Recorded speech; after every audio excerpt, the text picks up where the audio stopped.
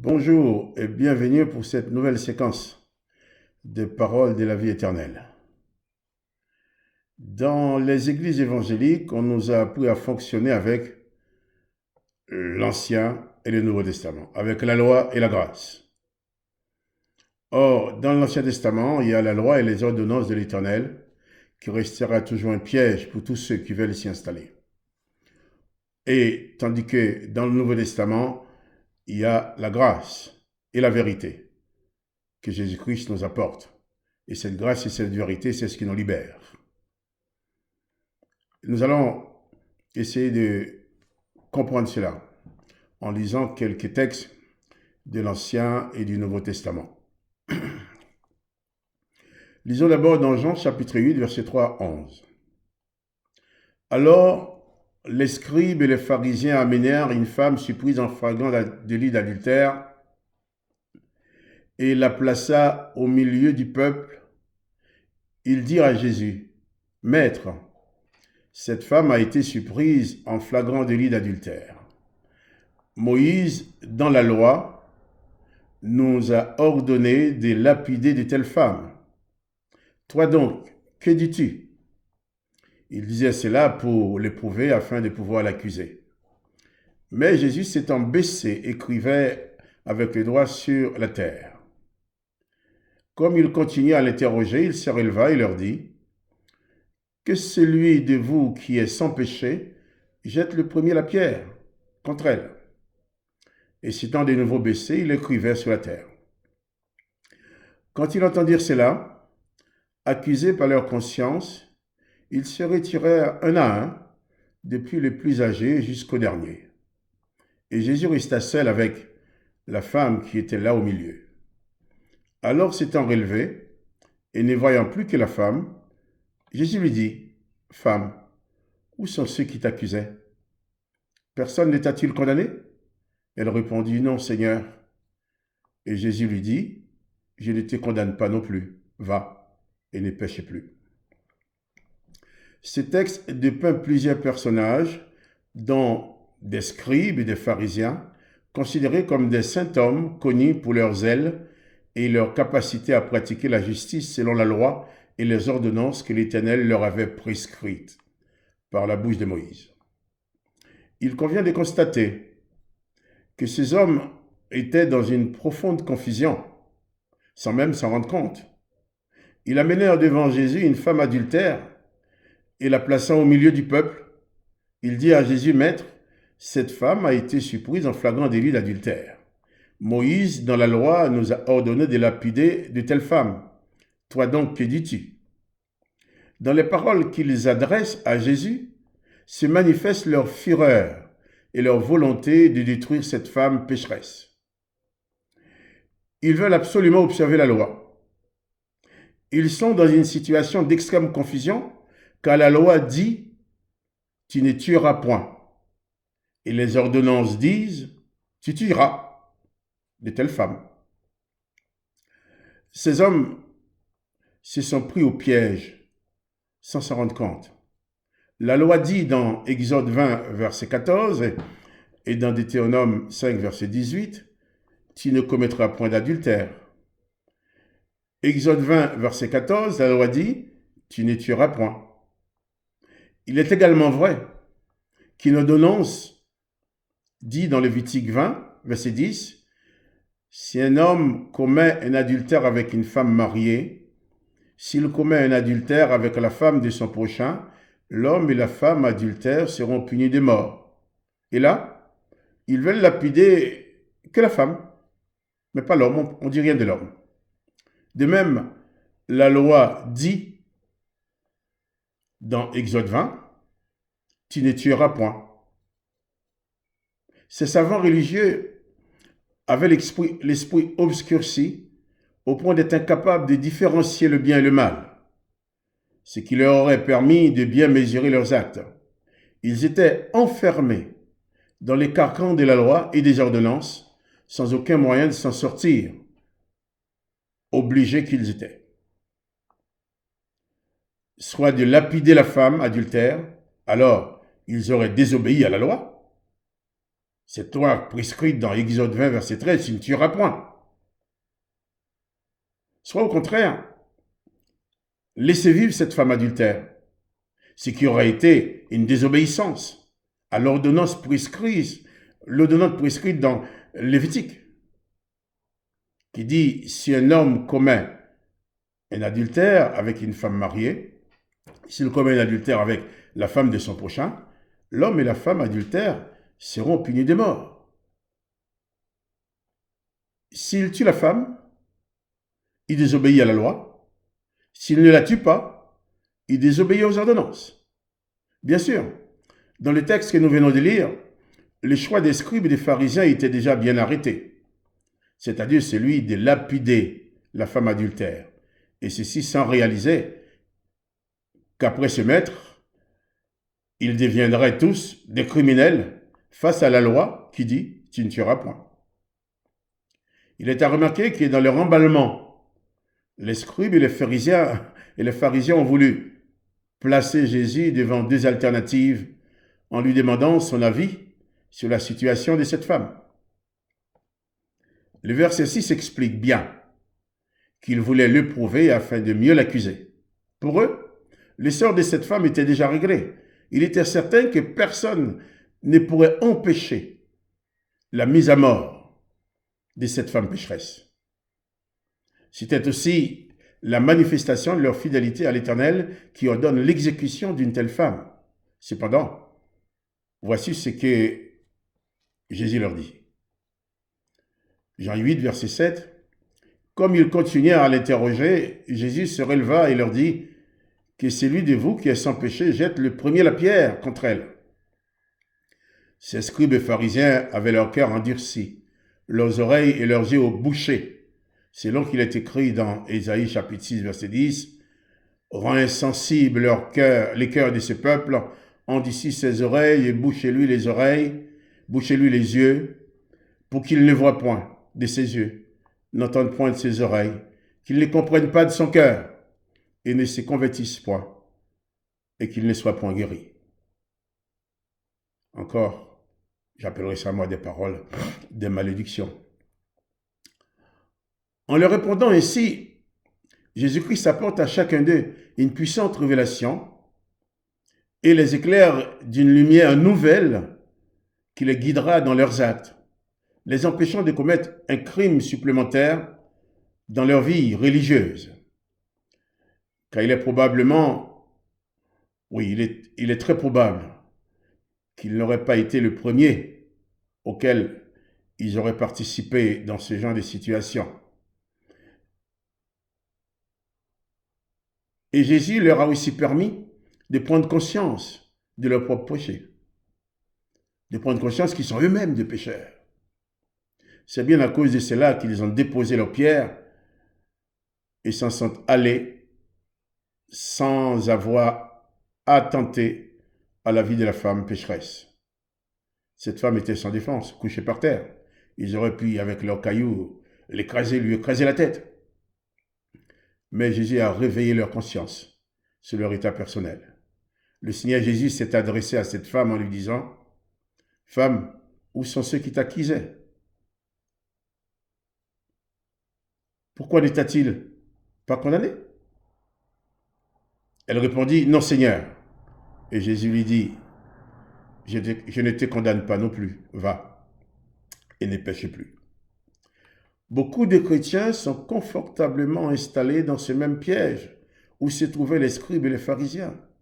Selon leurs circonstances, ils pratiquent indifféremment le bien et le mal, étant convaincus que les deux font partie de leur vie, dite chrétienne en plus. Ainsi, ils continuent de proclamer leur appartenance à Jésus-Christ tout en produisant des œuvres qui sont opposées aux enseignements du Maître. Bien entendu, ils disent que c'est écrit dans la Bible puisqu'ils ont pour modèle Abraham, Moïse, Josué, Samson, Jephthé, Samuel, David, Salomon et autres. Je peux citer aussi Élisée, Élie. Ces chrétiens ne comprennent pas que si les règles qui régissent la vie, les œuvres et les exemples de ces hommes pouvaient nous conduire à la perfection, si les règles qui régissent la vie de ces gens pouvaient nous conduire à la perfection et nous procurer la vie éternelle, le Père n'aurait pas eu besoin d'envoyer son Fils Jésus-Christ sur la terre. Il est absolument impossible d'être chrétien si on veut pratiquer les mêmes œuvres que Moïse, que David, Élie, Élisée, Jephthé et tout le reste de l'Ancien Testament. L'apôtre Paul avait compris cela. Et c'est pourquoi il a abandonné les pratiques de sa vie de pharisien pour pouvoir suivre Jésus. Écoutez ce que dit Paul dans sa lettre aux Philippiens, chapitre 3, versets 5 à 8. Philippiens 3, versets 5 à 8. Moi, circoncis le 8e jour de la race d'Israël, de la tribu de Benjamin, hébreu, né d'hébreu, quant à la loi, pharisien, quant aux zèles, persécuteurs de l'Église, irréprochable à l'égard de la justice de la loi. Donc pour lui, quand il persécutait l'Église, c'était une vie irréprochable à l'égard de la justice de la loi. Il dit, mais ces choses qui étaient pour moi des gains, je les ai regardées comme une perte à cause de Christ. Et même, je regarde toutes ces choses comme une perte à cause de l'excellence de la connaissance de Jésus-Christ, mon Seigneur, pour lesquels j'ai renoncé à tout et je les regarde comme de la boue afin de gagner Christ. Évidemment, il nous est plus facile de vivre comme ces personnages de l'Ancien Testament qui nous ressemblent. Nous, les hommes et les femmes d'aujourd'hui, manifestons tout naturellement les mêmes pensées et les mêmes désirs et les mêmes réactions qu'eux, face aux mêmes situations, bien sûr. Il est donc plus facile d'imiter des gens qui nous ressemblent que de suivre Jésus. Plus facile d'imiter les gens de l'Ancien Testament que de suivre Jésus qui veut nous conduire à épouser la nature parfaite de son Père. Au commencement, Dieu le Père a œuvré différemment que l'Éternel, car celui-ci a transmis directement ses ordres à ses serviteurs. Pour nous qui chantons, prions et glorifions le Père, il convient de nous borner, j'emploie bien le mot borner, il convient de nous borner à écouter et imiter uniquement Jésus-Christ, et lui seul. Personne d'autre que lui ne connaît le Père. Dans Jean 1, verset 18, il dit « Personne n'a jamais vu Dieu, mais le Fils unique qui est dans le sein du Père est celui qui l'a fait connaître. » Aucun de ces hommes de l'Ancien Testament ne possédait les paroles de la vie éternelle.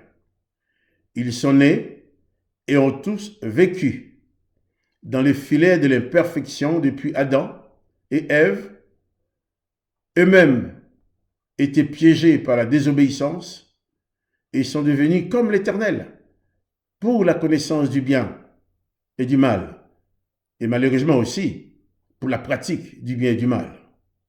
Aucun homme n'a pu y échapper. Ceci explique que sans l'intervention du Seigneur Jésus-Christ, les scribes et les pharisiens n'auraient jamais pu comprendre qu'ils étaient eux-mêmes aussi pécheurs que cette femme adultère et qu'ils n'avaient pas le droit de la lapider comme il en avait l'intention. Un peu plus loin, dans la conversation avec ces hommes religieux, Jésus leur a dit aussi, vous connaîtrez la vérité et la vérité vous affranchira. Ils avaient la loi, mais ils n'avaient ni la grâce, ni la vérité. Donc c'était normal qu'ils agissent ainsi, car la loi a été donnée par Moïse, mais la grâce et la vérité sont venues uniquement par Jésus-Christ. Ces pharisiens avaient la loi et les ordonnances de l'Éternel sans aucune notion de grâce et de vérité que Jésus-Christ apporte aux humains sur la terre. Car seul Jésus-Christ a apporté cette notion de grâce et de vérité sur la terre. La loi, oui, Moïse l'a donnée, mais sans la grâce, sans la vérité. Mais la grâce et la vérité sont venues uniquement par Jésus-Christ. Sans cette vérité que celle Jésus nous apporte, la pratique de la loi et des ordonnances de l'Éternel restera toujours un piège pour tous ceux qui veulent s'y installer. Le Père n'a pas envoyé son Fils unique dans le monde pour nous apporter une amélioration ou même nous bricoler un ravalement de façade sur le mode de la vie existante. Jésus-Christ est venu nous révéler les paroles de la vie éternelle et nous installer dans une vie nouvelle qui n'a jamais existé avant sa venue sur la terre. Il ordonne à ceux qui veulent le suivre d'exclure de leur vie toute hypocrisie, tout mensonge, toute médisance et toute tricherie. Il ne nous autorise pas d'adresser aux autres des paroles trompeuses dans le but de les faire trébucher. Il ne confie pas à ses disciples la mission de condamner et de faire mourir les pécheurs. Au contraire, il leur ordonne d'aimer les pécheurs, de leur pardonner, comme lui-même le fait. Lorsque Jésus-Christ s'est adressé à cette femme en lui disant « Femme, où sont ceux qui t'accusaient? Personne ne t'a-t-il condamné ?» Elle répondit « Non, Seigneur. » Et Jésus lui dit « Je ne te condamne pas non plus. Va et ne pêche plus. » Cette femme adultère n'était certainement pas plus pécheresse et ne méritait pas plus de mourir que ceux qui voulaient le tuer. Dans sa situation, elle était consciente de ses péchés, tandis que ces religieux qui se croyaient saints, au point de vouloir détruire la pécheresse, ne réalisaient pas qu'ils étaient eux-mêmes tombés dans les traquenards du péché. Lorsque Jésus-Christ leur a dit que celui de vous qui est sans péché,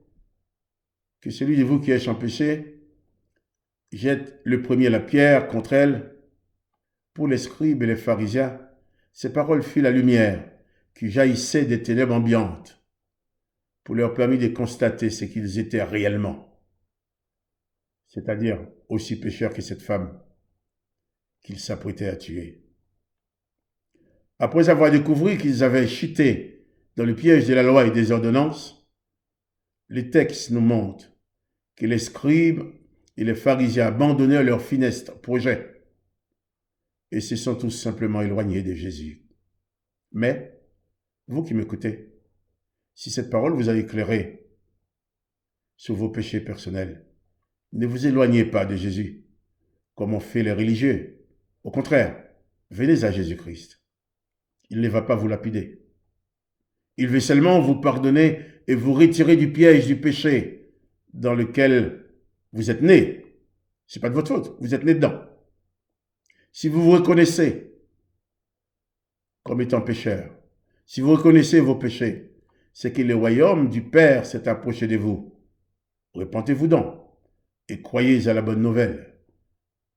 La bonne nouvelle, c'est qu'en Jésus-Christ, vous avez la possibilité d'échanger de vie et de ne plus être dominé par toutes sortes de puissances démoniaques qui vous poussent à faire ce que, quelquefois, vous ne voulez même pas faire. Les religieux sont partis, mais la femme pécheresse est restée devant Jésus-Christ, qui lui a accordé le pardon et aussi le pouvoir de ne plus vivre dans le péché. Elle a reçu de Jésus le pardon et le pouvoir de dominer sur le péché. Si aujourd'hui la lumière de la parole du Père te révèle tes péchés, ce n'est pas pour te condamner et te conduire à la mort. C'est plutôt parce qu'à travers de Jésus-Christ, le Père veut t'éclairer pour te faire découvrir tous les pièges dans lesquels tu es emprisonné. Il ne faut pas réagir comme ces religieux qui, après avoir reconnu leurs péchés, sont partis sans recevoir la grâce que le Seigneur Jésus avait mise à leur disposition. Quelle que soit ta situation, viens à Jésus-Christ, repens-toi, installe-toi dans la grâce du Père et dans les paroles de la vie éternelle que celle Jésus t'apporte, car il n'y a personne d'autre qui peut te sortir de ce piège. Et si tu es chrétien, tu crois en Jésus-Christ, eh bien tu dois te borner à suivre uniquement les enseignements du Christ. Car à chaque fois tu vas te plonger dans les textes, les exemples de l'Ancien Testament, de la loi et des ordonnances, tu vas te trouver dans ce même piège. Car, vous savez, l'Éternel a donné la loi. Mais en lisant l'Ancien Testament dans les ordonnances, la majeure partie des articles de cette loi que l'Éternel a donné au peuple, l'Éternel leur a donné aussi des ordonnances pour les obliger à faire le contraire. La loi dit tu ne tueras point. L'Éternel les envoie tuer. Tu ne déroberas point. Il dit, eh bien, quand tu tues, tu extermines un peuple, tu dois piller le butin. Tu ne feras pas d'image taillée. Eh bien, il demande à Moïse de fabriquer des images taillées pour mettre dans le sanctuaire. Frères et sœurs, Jésus-Christ est venu pour te libérer, pour nous libérer des pièges de la loi. D'ailleurs, Paul qui a servi l'Éternel sous cette loi, avant de servir Jésus-Christ, Paul qualifie son ministère au service de l'Éternel de ministère de la mort. 2 Corinthiens 3, verset 7. Il appelle son ministère au service de l'Éternel ministère de la mort et son ministère au service de Jésus ministère de l'esprit et de la vie. Il appelle son ministère au service de l'Éternel ministère de la condamnation et son ministère au service de Jésus ministère de la grâce. C'est même Paul qui va dire dans Romains chapitre 8 verset 1er, il n'y a donc maintenant aucune condamnation pour ceux qui sont en Jésus-Christ. Aucune condamnation pour ceux qui sont en Jésus-Christ. Donc, il faut abandonner le terrain de la loi et des ordonnances pour t'installer sur le terrain de la grâce en Jésus-Christ. Et là, tout peut changer. Ta vie ne sera plus dominée par n'importe quel esprit, mais ta vie sera conduite par l'Esprit de Jésus-Christ qui te conduira dans toute la vérité et dans la grâce. Je vous dis à bientôt. Que la grâce de Christ vous accompagne. Et n'oubliez pas, si vous le voulez, de vous abonner à la chaîne YouTube de la Parole de la Vie Éternelle. Ça vous permettra de recevoir des alertes sur votre téléphone à chaque fois qu'il y a une nouvelle vidéo qui est mise en ligne. Que la paix, la grâce, le pardon du Seigneur Jésus soit sur chacune de vos vies. À bientôt.